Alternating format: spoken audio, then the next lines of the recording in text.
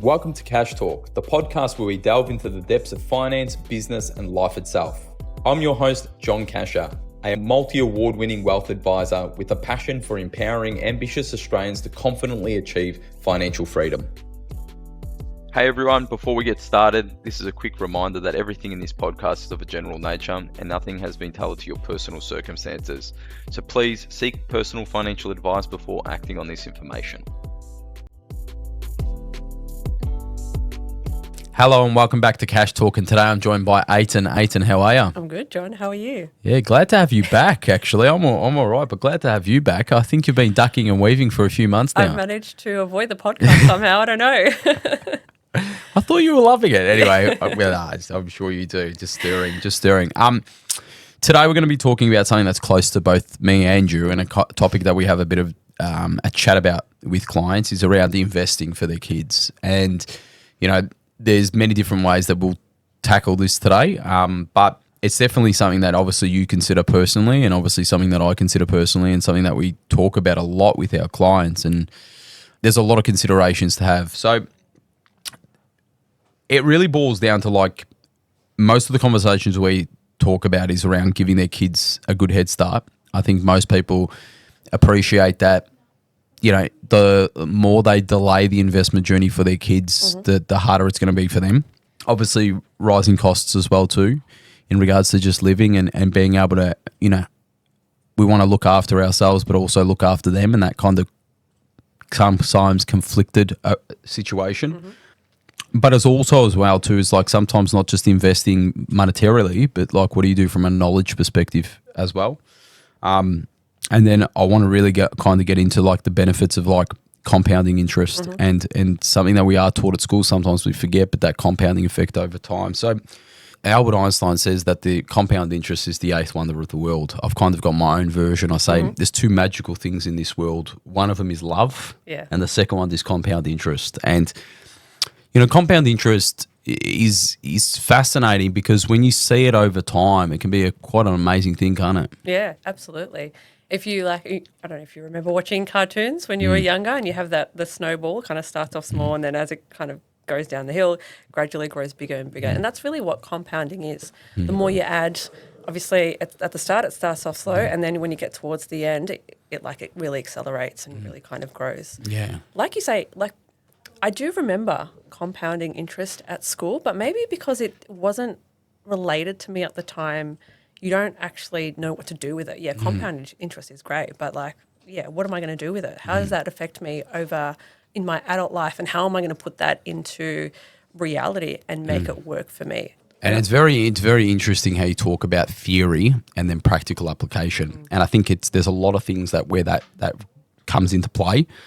You know, with the young kids myself, they're not even taught about compound interest yet. But it's around, like, I can see myself very much so applying it to, okay, you know how you're getting taught compound interest right now? Well, have a look at this account, you know, see what's happening here. This is where it started. Getting them involved with understanding the practical application of compounding interest, and also looking at some amazing graphs. You know, we all love visual stuff, you know, having $1,000 at 7% and then timesing that over, and show them what that's going to look like. I think knowledge is so important. And when we talk about compound interest, we're obviously talking about the financial gain, but the compounding effect of teaching your children. You know, Bruce Lee famously says, and I'm paraphrasing here, you know, don't give your kids what you didn't have, teach them what you didn't know. And so being able to teach them investing and what's involved in regards to money management as early as you can, the compounding effect of that later down the track, I've seen it with clients' kids, is phenomenal. Yeah. And something that I'm really kind of doing with my boys is around making sure we start early with financial concepts and them understand that, and then being able to kind of compound on that knowledge over time. And that's very important. Now, like, Ayten, maybe in a bit of a nutshell, like, how does compound interest work? Like, if I have $100 and I earn 10%, how does that work on year to make it simple? Yeah, correct. So, like, basically, you have $100, you invest it. At the end of the investment period, you get your $10, which is 10%, and then you invest the $110, and then at the end of the year, that's compounded as well. I think one of the things so that's really important in terms of compounding. I think one of the key things that you need to keep in mind is when you're investing, you don't take out the distributions.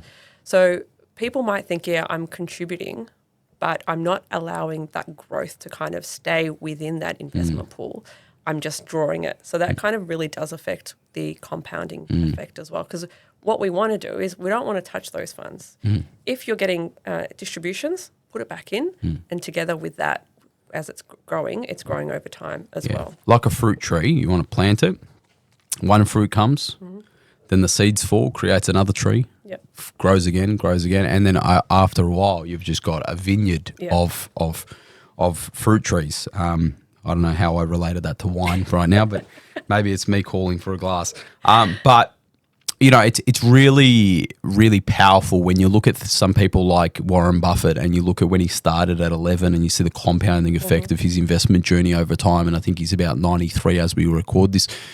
You know, over that period of time is absolutely amazing. And you know, so starting early, I think teaching your kids doesn't need to be a huge amount, but doing it as early as possible and getting them used to it is very important. So, but there's also some conflicting stuff, Ayten, which is around like, hey, listen, you know, we can't even take care of ourselves, let alone investing for our kids. Like, how do we work with that?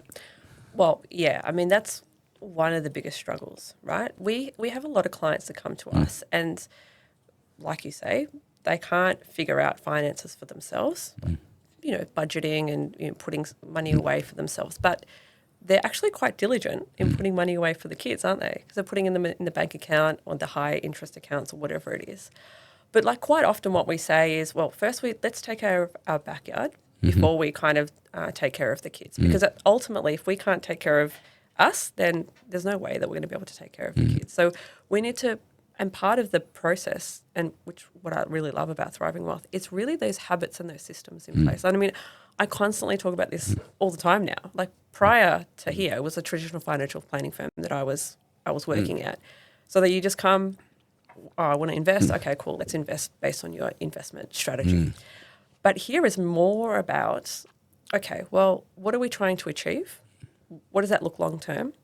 But then what are the steps that we're going to take in the next short term, I guess, to put those processes and those systems in place to generate what we're trying to achieve over the long term. And it's interesting, like you talk about taking care of your own backyard, like as a parent and for those that are watching and listening as well too, I'm sure you resonate with this. You do not want to become a burden for your children.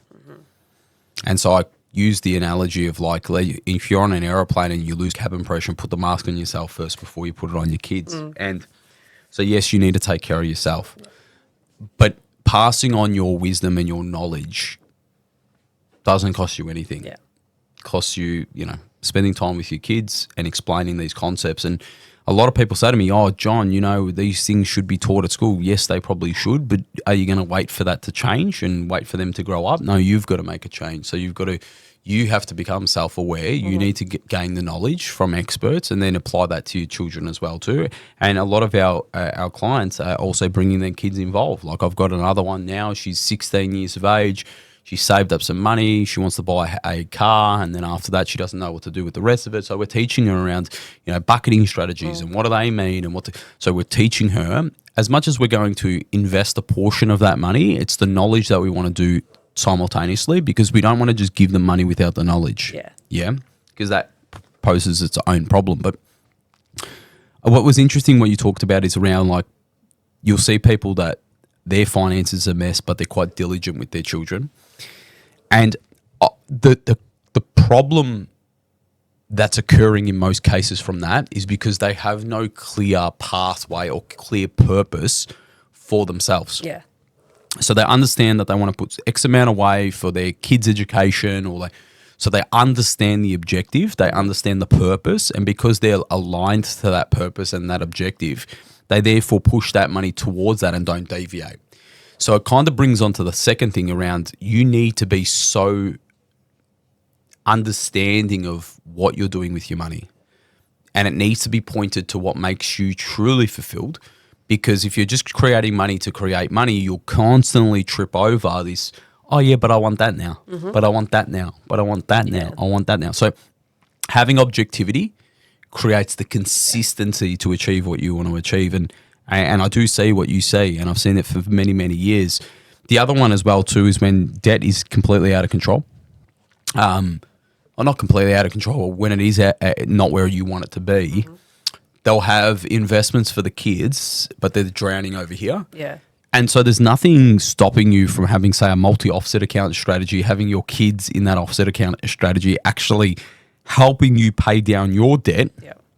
Yes, they're not getting an investment return as per se, but they're improving cash flow and future cash flows to enable you to support them later in life. If we're talking about young kids here, for you to maybe down the track help with their education because your debt is paid off sooner. Yeah. Or, things like weddings that you might want to contribute to or whatever. So having a plan that kind of works both with you and your children, that might mean that you're giving them knowledge over a period of time. You're making a very, very small nominal investment, but really it's to also just for them to understand the theory to the practical. Yeah.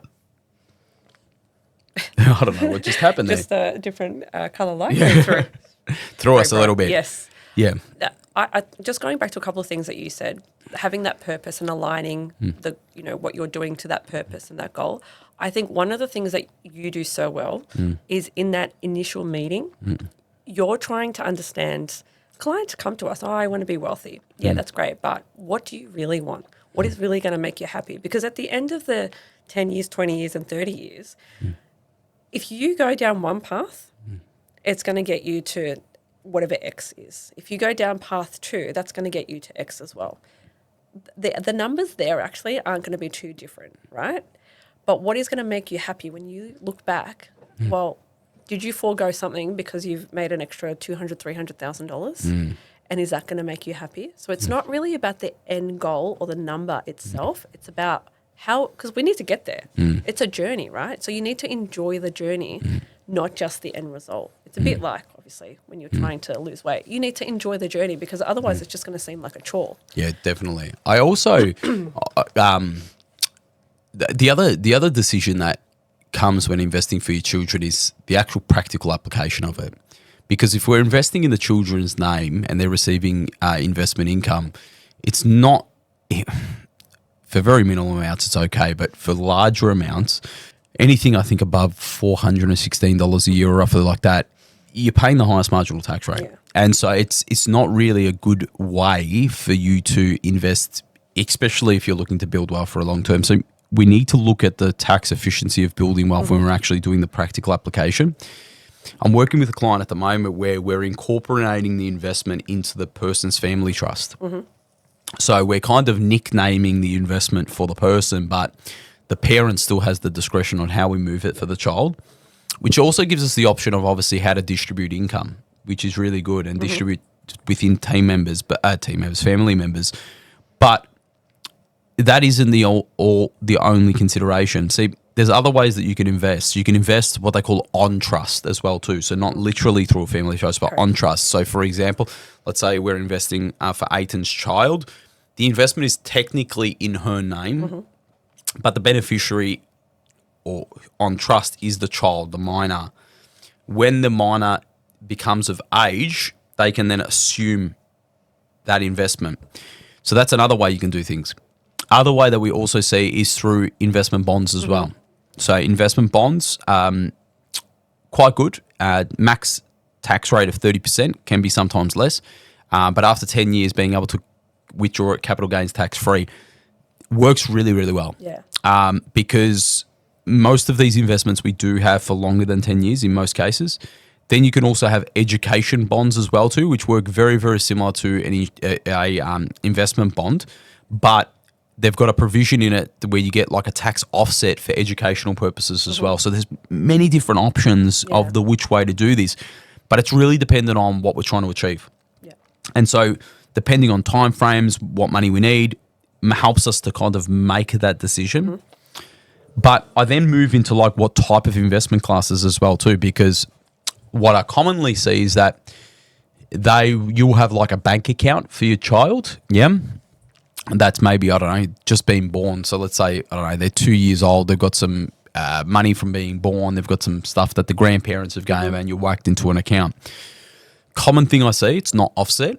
So there's earning interest 2, 3, 4, 5%, whatever it is, taxed at the adult tax rate because it's in the parent's name. So really the effective rate, let's say half of that, just to say. I've seen even higher as well because they haven't provided the tax file number or whatever. Yep. So you've got that one that happening. So 2, it's not being so it's not being offset. Also, when you then ask what's the money for, and they're like, oh, we would love to give it to our daughter when she's 21 to help her, da da da da. So like that's a 19-year investment time frame. Like inflation alone will eat away at that return. Yeah. So, making sure that investment is aligned. And we usually say like any money that's needed in like a 3-year time frame, we want it in cash-like assets, okay? Because we want certainty. We don't want volatility. We want certainty. Kind of 3 years to 10 years, we kind of take a bit of a blended approach, okay? Depending on when actually on that time frame we need it, but also we're willing to take on a little bit more risk to try and get a little bit more of a return. But really, like 10 plus years, from the data and from actually how the asset classes move, stocks are usually the way. I'd usually add property in there, but when we're usually talking about 20, 30, 40 grand or whatever it is, accessing property is usually quite hard. Yeah. But you can also put property into that scenario as well. Very hard to transfer property. Yeah, very hard. Family trusts come into that scenario for that type of thing, for intergenerational wealth. But, if you're investing for 10, 15, 20 years, the compounding effect, the dividend reinvestment program, all of the things that you can do on is very good. But I think where people get it wrong is that they've got the investments in the wrong buckets for the wrong timeframes, and then there's no actual definitive objective. It's just earn more money. Yeah. Yeah. And I think sometimes like people are aware of the tax consequences to a certain degree. So, for example, if you have a couple, one of them is not working as much, the other one's on a higher marginal tax rate, they're investing for their kids, for example, in the lower income earners name, which is fine in reality. I mean, in theory, that sounds like a great idea because you're not getting taxed as much. I think what people forget maybe or don't take into consideration is more so that's great for a tax like income perspective now. But what happens in 10 years' time when that investment has grown and now we want to sell it down and we want to give it to our kids for that wedding or contribute towards the car and stuff like that.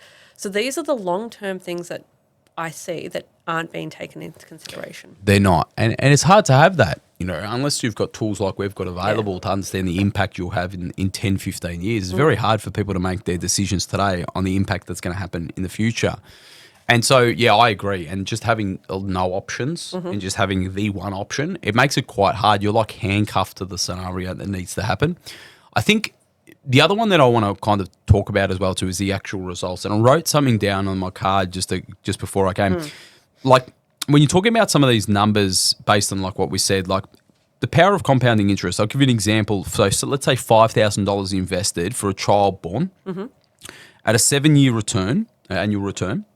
And just so you think about it, like let's say a balanced kind of superannuation / investment has done over the last 10, 15 years about 6.5%, just to put it in there. And you put $100 a month. Okay, so $5,000, $100 a month, 7% returns. By the time they're 18, that $5,000 plus the $100 a month would be worth $60,000, $60,635, and the interest of that would be $34K. So you're looking at about, you've put 26 in and you've got 34 on top, which is pretty amazing. Yeah. By 18. By 30, it's 162,580. So let's call it 163,000. But out of that, 121,000 is of interest. Okay.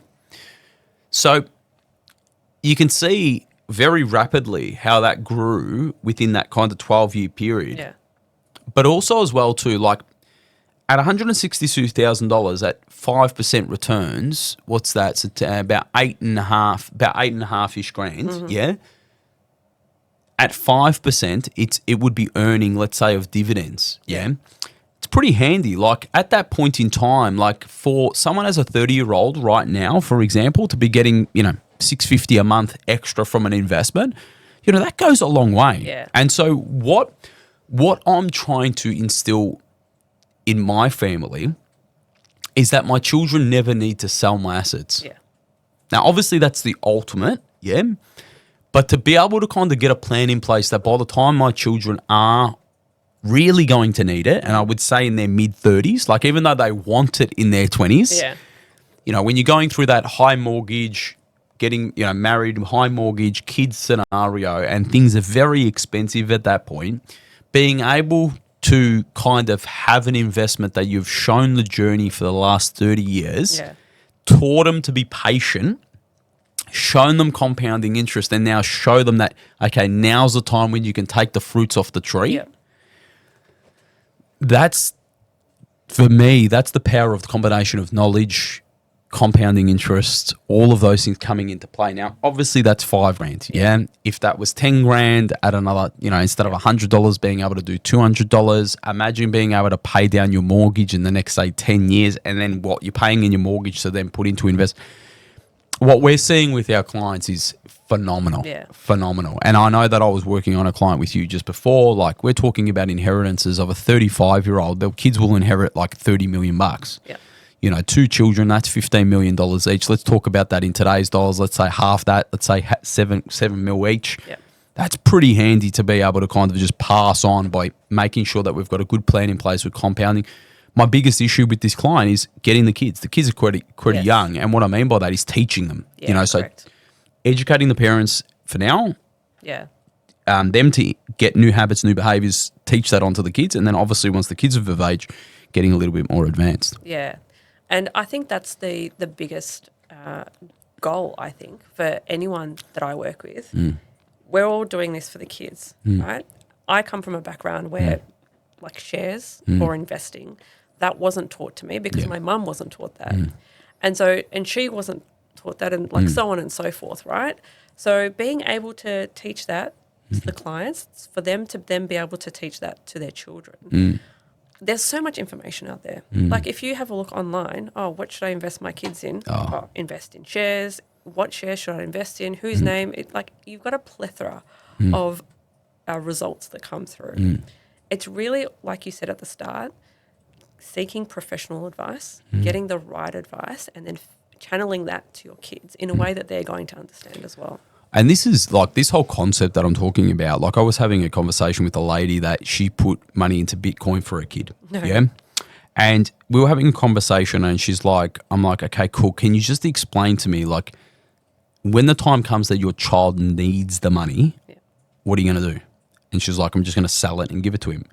And I'm like, you realize like you're going to have a capital gain event there. She's like, oh yeah, but the government's not going to know. I'm just going to like transfer the wallet or the coin to my son.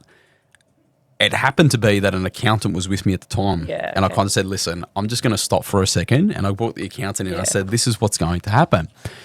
And he said to her, like, you can run that gauntlet, but the ATO is going to know you had an asset. Now you don't have an asset. Where has it gone? What's happened? Investigate. All of a sudden it's popping up in your son's account. Where did he get this money from? All of that stuff. Okay. But the biggest thing is that you've donated to the tax office. Like I just talked about you, like with everyone, about me not selling my assets. So if I don't sell the assets, from a capital perspective, there's no trigger of a capital gains tax event. And also you can structure it in a way where the tax on the income is so efficient. Like it's just a win-win for everyone. And so this is why I'm not an advocate for assets that are set up for my children that I need to sell for them to get the reward. If I can just add there, like I know a lot of people who have the mindset, I'll buy an investment property and I'll give it to my kids. It's the same concept that you have, right? So you're getting to the age where, whatever age it is, maybe 30, okay, now the kids can have the asset. Yeah, great. But the asset's been in your name this whole time. It's had capital growth over that time. Even if you just change your name to their name on the title, that's a trigger for a capital gain event. Even if there are no cash exchange for the someone's property, still paying. Someone is still paying, right? So that's one issue that I see often. But the other issue I see is what you just kind of said there about selling down the assets. People have this view, I'm going to invest in this. Like, say, for example, people have an idea of buying a property. I'll get my deposit, I'll invest it in shares for 2 to 3 years, I'll sell down the shares, and then I'll buy the home. All sorts of issues surrounding that idea. One, what's going to happen in 3 years' time? When we talk about long term, like you talked about before, 7+ years, we don't want to be touching those assets. Even 10. Yeah. The longer the better. Exactly. But we don't want to be in a situation where we've sold down the asset, we're buying a home which is now not generating any income, and we're kind of in a worse position because we're sitting on this asset that doesn't generate income, but now we've got no passive income. So these are the other things that people don't really understand and think about when they're thinking about where they want to invest and how they want to invest. Yeah, I don't know, maybe it's my risk management degree, but like one of the biggest risks is timing risk. Yeah. And if you can remove that risk, like remove it. Yeah. Like if you never need to sell, when's timing risk? You know what I mean? Like that's my whole thing. Like I want to try and remove timing risk from the equation. And don't get me wrong, you can come on hard times, but that's why we have a bucketing strategy. That's why we talked about at the start, taking care of your own backyard, putting the mask on yourself first before, do all of that. Yeah. Okay. But when you invest with the approach that I'm going to do this investment and then I'm going to sell it to gain, you're just increasing the risk. Where in most cases, you don't have to. That's what I'm getting at. You don't have to take on risk just for taking on risk. Yeah. And that is probably my next point is around like understanding how risk has a factor. The longer the runway, the more risk you can take on. Okay. The shorter the runway, the more risk you might need to take on. Okay. And I'll explain this. So if you've got a 20-year time horizon, you can take heaps of risk. You can put all your money, say, into the stock market, close your eyes, wake up in 20 years, and time will do its own thing. Okay?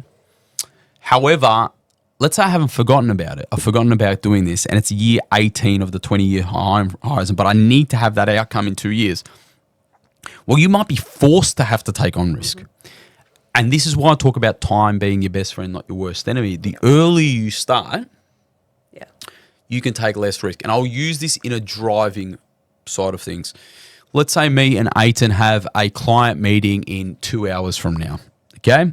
We look at the GPS, we put on the GPS, and it's only going to be 25 minutes to get there. We could jump in the car, do the speed limit, have ample time, get there, park, do what we're going to do. But let's say this podcast went a bit too much over, and we look at the time and we go, oh, crap, we've got to be there in 15 minutes, but it's a 25-minute journey doing the speed limit. All of a sudden, we're forced to speed. Yeah. Now, if we force to speed, we know the increase of having a accident increases, and we may not get to that destination at all. Yep. So what we're essentially doing by starting early with our children is decreasing the risk of not getting to the destination for both you and them. Yep. Second thing I wanted to talk about is around what we said, just to go back a little bit in regards to knowledge. And what popped into my head was, how did I first learn about trusts, which was very interesting. See, my dad was a very early adopter of trusts, okay? Very early adopter in Australian trusts. And I think I was maybe like 5, when I started learning about like concepts of trusts. I wasn't like a guru by any stretch of the imagination, but concepts of trust. And I grew up my whole like primary school, adolescent kind of life, knowing about trusts and how they worked. And I remember when I first came into the industry and I was like, people aren't utilizing these. They don't understand. Like, it was like common knowledge for me, but it wasn't. And so for others, so it was interesting that, like, if my father was able to download that knowledge for me, and I wasn't in financial planning at that point, I know I got in young, but not that young, how much that knowledge has compounded over time with me personally in regards to just understanding those concepts. And really, did I had a practical application to use trust at that point in time? No, I didn't. But then when I ended up learning it and all of this kind of compounding 10 years, 15 years, 20 years of understanding how they work and appointors and trustees and beneficiaries and what the entitlements of the... And that is the knowledge compound. Yeah. And that's what I'm trying to get at, is around, like, even if you can't provide financial means and capital to compound, the knowledge capital compounding is equally as great, if not more, because knowledge isn't taken away from you. Finances can be. And just with the, like, when we start off, we can start off small, right? Yeah. Same as that concept in teaching your child. You don't have to, sit down with a 3-hour presentation, PowerPoint presentation, explain what compounding is, how it all works. Just little bits here and there as the conversation kind of comes up to make it a bit more relevant so the kids can understand. It's that slow progress. Just going back to something that you said, I don't know if we can have a visual, but often we see those, from birth, they start investing and regularly investing, and then what that looks like for over a 30-year time frame. And then you've got the same scenario for another person who's maybe investing at age 18 or 20. And even if they accelerated those regular contributions, they still won't catch them. They still won't catch them. Yeah. It's exactly that, and it just makes the journey not as stressful. Yeah, and I don't want stress in my finances. Yeah, I don't want stress. I want certainty of outcome. I don't want chance. I want certainty of outcome. I want my goals for my kids and for me to be totally achieved.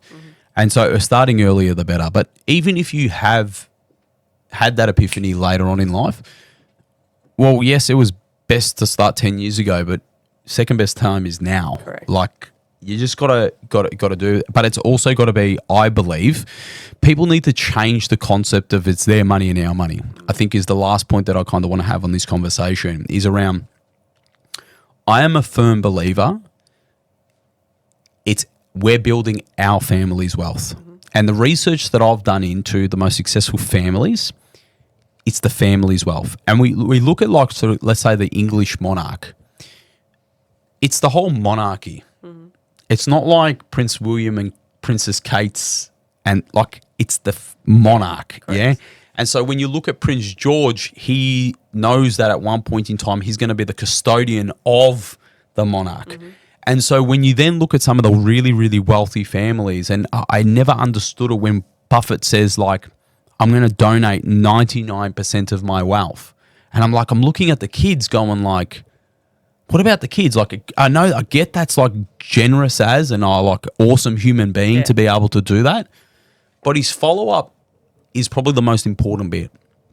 He's like, I have given them the knowledge over all this time. Yeah. Not only will that 1% take care of them for life, but because they know how to build and manage wealth themselves, they're fine. They're fine. And I look at that and I say, like, if I couldn't give my children the financial capital, but I gave them the ability to build and manage wealth themselves, I think they'll be okay. I think so, definitely. They would be in a much better position having the knowledge than having the wealth. Yeah, correct. So it's actually, like, if you look at it from that perspective and you go deep to yourself, like, what are you doing to teach your kids about building wealth? And I think it starts there. And the earlier you start it, the better. Yeah. And then once you have the financial resources to be able to support them, hopefully sooner rather than later, what we've shared today about the compounding effects is absolutely great, but you need to do it right. Don't give donations to the tax office for just any reason. Yeah, like, make sure you look at it, think about the impact now, but the future impact as well too, and then how it fits holistically in your affairs, because you also don't want to be a burden for your children. The millennials especially, okay, even the Gen Xers, okay, we are the sandwich generation. We're the ones who are taking care of our parents and taking care of our kids. And so, it's a very tricky situation if you don't get this right. Absolutely. But Ayten, thank you very much for jumping on. I'm not going to let you kind of get away from this one for a few months, but hopefully you're enjoying these podcasts. And if you are, make sure you like and subscribe on all major platforms like YouTube, Spotify, and whatnot. And make sure you keep sharing with friends and family as well too. I appreciate it. Thanks, Ayten. Thanks, everyone.